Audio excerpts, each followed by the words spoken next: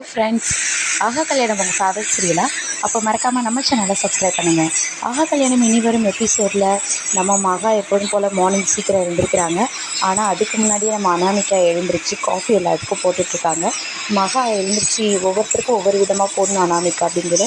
ஏன் நீங்கள் தான் டீ போடணுமா, நான் போடக்கூடாதா, நான் எல்லாருக்கும் போட்டு தரேன் அப்படிங்கிறாங்க. அவங்களுக்கு சப்போர்ட் வாங்குற விதமாக நம்ம சித்ரா தேவியும் அவங்க அனாமிகாவோட அத்தையும் வந்துடுறாங்க.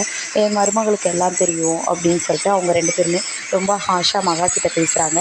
அனாமிகா எல்லாத்துக்கும் காஃபி போட்டு கொடுக்குறாங்க. போய் எல்லாத்துக்குமே சொல்கிறாங்க காயத்ரி, இன்றைக்கி அனாமிகா தான் எல்லாத்துக்கும் காஃபி போட்டிருக்காங்க. எல்லோரும் சந்தோஷமாக வாங்கி குடிக்கிறாங்க.